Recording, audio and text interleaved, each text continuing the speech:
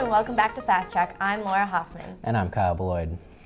Most people would be hard-pressed to remember a time they turned down cold, hard cash. Fast Track political commentator Mike Westervelt says that's exactly what happened this week in politics.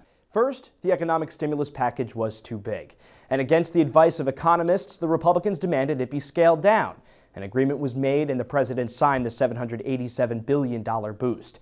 Much of that money will be going to states, counties, cities, and towns.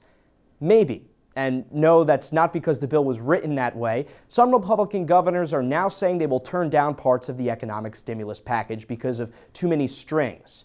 Now, at a cursory glance, the Red Party has an argument. Their primary concern is that programs created under the package would then have to be cut after federal funding is depleted. Alaska Governor Sarah Palin, a woman I hope to never hear from again, told the New York Times it's not fair to Alaskans to create expectations about programs that wouldn't be sustainable. But apparently it is fair to let Alaskans remain jobless. You know what this sounds like to me? More partisan politics. You betcha. What really happened was the GOP didn't get all the tax breaks they wanted in this bill, and this is one way of getting back. Even with the chance some programs might need to be cut in the future, it's better to spend appropriated money on the chance it might work, rebounding the economy. Or should we just do nothing and just sit and wait? By the way, the experts in this economy thing say the latter just isn't an option. Other Republicans are saying they don't believe the stimulus package will work. You know what's one surefire way it won't succeed? If the governors don't spend the money. Purdue's transportation service has recently welcomed 2 brand new vehicles to its fleet of cars. The recently acquired smart cars are currently being evaluated by faculty and are also turning some heads around campus. Let's kick it into gear with Christi Wolf for more on this story. Measuring a little over 8 feet long and weighing 1,600 pounds, the smart cars in Purdue's transportation fleet may be smaller than most cars, but have a lot more to offer in terms of sustainability.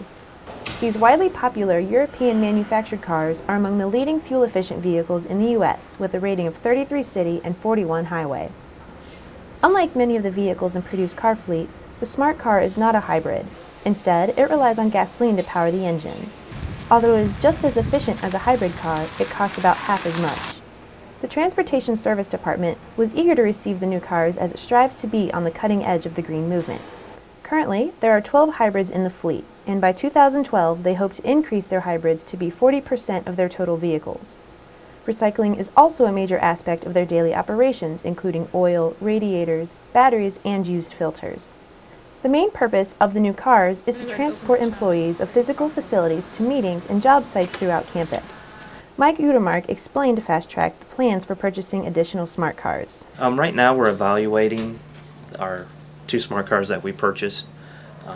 We have surveys out to the physical facilities staff that use these vehicles, and it's an ongoing communication to see if it meets their needs as far as space, distances they travel.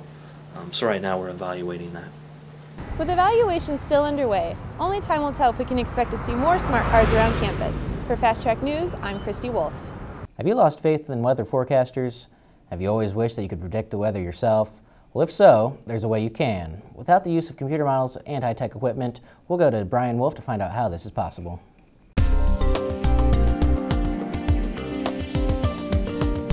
Hello, I'm Brian Wolfe, and this week in Weather Notes, we're going to start off talking about some non-scientific ways to forecast the weather for yourself. So let's start it off here. We're going to start off with joint pain and arthritis. Now, a lot of times, a lot of people that suffer from arthritis and joint pain will have increased pain when low pressure systems are coming into their area.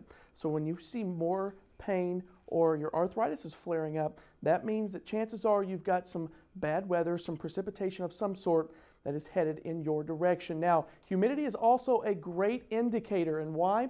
Let's take a look. We've got 4 different reasons here. One, women's hair. You always hear a woman complain if the humidity is bad that her hair is frizzy or just won't fix correctly. And also, the leaves on oak and maple trees, they tend to curl up when there's a low pressure system coming, which means the humidity is higher. They flatten out though when the humidity is lower and there's a high pressure system nearby. Also, pine cones. You'll see pine cones, they tend to curl up as well whenever the humidity is high. That's preparing for a rainfall or a snowfall, and then they open back up under good weather. And then common table salt. When the humidity is higher, that means there's more moisture in the air, which means you will see clumping of your table salt. So if you're pouring it out over dinner and it's clumping, that is a sign that the humidity is high. And then also some animals here. Let's take a look. Birds tend to fly lower when low pressure systems are in the area. That is because their ears are very sensitive to the pressure changes, so they tend to fly lower to avoid that. Also, cows tend to lay down and stay in close groups right before it's going to rain or storm. They like to lay down to keep the ground below them dry so they don't get completely wet during a rainstorm. And then anthills, you'll see the sides of anthills, they tend to make their hills steeper right before it rains versus under a high pressure system, you'll see it a little less steep. And then dogs, right before it storms, you'll see dogs will start to eat grass. So let's take a look at some of the clouds. This is another method that you can use to forecast your weather here. You can see we've got a beautiful picture here of some contrails.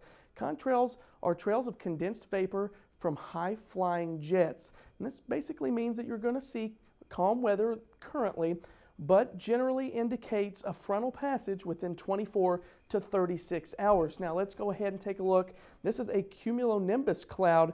What this indicates is some severe weather in the area. So again, rain or a thunderstorm is imminent in your area. And then a few more clouds. We've got some fair weather cumulus clouds here. Just very nice clouds. You'll see scattered puffy clouds. They generally just mean fair weather all around, so get out and enjoy it. And then another cloud that you can oftentimes tell the weather about is the nimbostratus cloud. And that basically is just dark, gray-looking clouds that oftentimes means that there's a steady rain or snow in the area. So that's it for your weather notes for this week. Let's toss it back to Laura and Kyle in the studio. After the break, we'll have an update on Purdue's men and women's basketball team. We'll also take a look at the national weather update. Stay with us. After a long day of classes and studying on campus, walking back alone in the dark may not be the safest way to get back to your residence hall or apartment. Luckily, there is the Purdue Student Security Patrol Safe Walk program, which is available for students and faculty that would like to have someone accompany them to their destination.